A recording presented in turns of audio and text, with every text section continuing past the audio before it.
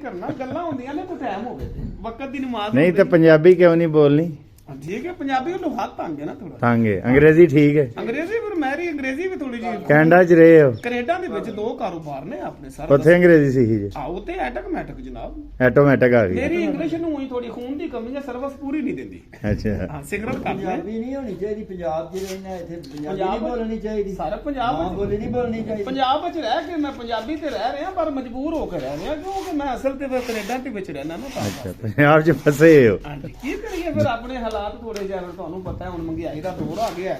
ਨਹੀਂ ਤੇ ਤੁਸੀਂ ਫੌਜ 'ਚੋਂ ਕਿ ਪੁਲਿਸ 'ਚੋਂ ਨਹੀਂ ਮੈਂ ਸਰ ਨਾ ਫੌਜ ਨਾ ਪੁਲਿਸ ਮੈਂ ਜੀਓ ਵਾਲਿਆਂ ਦਾ ਅਫਸਰ ਆ ਮੈਂ ਬਦਮਾਸ਼ਾਂ ਨੂੰ ਫੜਿਆ ਨਹੀਂ ਸ਼ਰੀਫਾਂ ਨੂੰ ਛੱਡਿਆ ਜੀਓ ਆ ਜਿਹੜਾ ਨਿਊਜ਼ ਚੈਨਲ ਜੀ ਜੀ ਮਹਿਕਮਾ ਡੱਡੂ ਅੱਛਾ ਮੈਂ ਸਿਕਨਾ ਗੋਭੀ ਛਪੜਾ ਦਾ ਮੈਂ ਅਫਸਰ ਆ ਜਨਾਬ ਅੱਲਾ ਕਰੇ ਆਮ ਛੋਟਾ ਮੋਟਾ ਕੇਸ ਤਾਂ ਮੈਂ ਕਦੀ ਫੜੇ ਨਹੀਂ ਅੱਲਾ ਕਰੇ ਅੱਛਾ ਤੇ ਪਰ ਇਹ- ਜਦੋਂ ਫੜੀ ਸੌਣ ਪਾਲਟੀ ਫੜੀ ਅੱਲਾ ਕਰੇ ਅੱਛਾ ਹਾਂਜੀ ਤੇ ਅਹੀ ਐਡੀ ਸਾਊਂਡ ਪਾਰਟੀ ਨਾ, ਨਹੀਂ ਨਾ, ਹੈ ਨਾ, ਮੈਂ ਤੁਹਾਡੀ ਕੱਲ ਦੀ ਅਖਬਾਰ ਪੜ੍ਹੀ ਹੈ ਜਿਹਦਾ ਨਾਂ ਲਿਆ ਤੂੰ ਖਬਰ ਉਹ ਕੋਠੀ ਵਾਲਾ ਉਹ ਵੱਡੀ ਕੋਠੀ ਵਾਲਾ ਹਾਵਰ ਕਮਲ ਰਾਤੀ ਮੈਨੂੰ ਸਰ ਇਮਰਾਨ ਖਾਨ ਨੇ ਤੁਹਾਡੇ ਬਾਰੇ ਵਿੱਚ ਸਪੈਸ਼ਲ ਕਾਲ ਕੀਤੀ ਹੈ ਸਰ ਕਿਹਦੇ ਬਾਰੇ ਮੇਰਾ ਜੀ, ਜੀ। ਅੱਛਾ ਕੀ ਆਖਿਆ ਉਹਨਾਂ ਦੱਸਿਆ ਕਿ ਮਾਸ਼ਾਅੱਲਾ ਇੱਕ ਪਾਰਟੀ ਬੰਦਿਆਂ ਨੂੰ ਖਵਾਵੇ ਤੇ ਬੇਲੀਆਂ ਤੇ ਲੱਖਾਂ ਰੁਪਏ ਲਾ ਦਿੰਦਾ ਅੱਛਾ ਇਤਨੀ ਦੌਲਤ ਤੇ ਮਾਸ਼ਾਅੱਲਾ ਤੁਹਾਡੇ ਕੋਲੋਂ ਸੰਭੀ ਨਹੀਂ ਜਾਂਦੀ ਪਈ ਅੱਛਾ ਕੁਤਰ ਕੇ ਡੰਗਰਾਂ ਨੂੰ ਪਾਈ ਜਾਂਦੇ ਨੇ ਥੋੜੀ ਜਿਹੀ ਥਾਂ ਤੇ ਬੜੀ ਸੌਂਡ ਭਾਲਦੀ ਜਮਾਨਾ ਐ ਸਿਆਲਕੋਟ ਦਾ ਮੈਂ ਕਰਨਾ ਕੀ ਆ ਐ ਸਿਆਲਕੋਟ ਦਾ ਜਿਹੜਾ ਬੰਦਾ ਨਾ ਬਹੁਤ ਵੱਡਾ ਡੋਨ ਹੈ ਸਰ ਅੱਛਾ ਇਹਨੂੰ ਅੱਲਾ ਨੇ ਫੁੱਲ ਵੀ ਵੱਡੇ ਲਾ ਦੇਣੇ ਨੇ ਸਾਰੀ ਦੁਆ ਹੈ ਉਹਦਾ ਵੱਧ ਜਾਣਾ ਇਨਸ਼ਾਅੱਲਾ ਤਾਲਾ ਹਾਂ, ਅੱਗੇ ਹੀ ਲੱਗੇ ਨੇ ਤਰੇ ਫੁੱਲ ਉਹ ਤਿੰਨ ਨੇ ਹੁਣ ਉਹਦਾ ਵੱਧ ਜਾਣਾ ਅੱਲਾ ਕਰੇ ਹੁਣ ਨਾਲ ਤਲਵਾਰਾਂ ਲੱਗੜੀ ਯਾਰ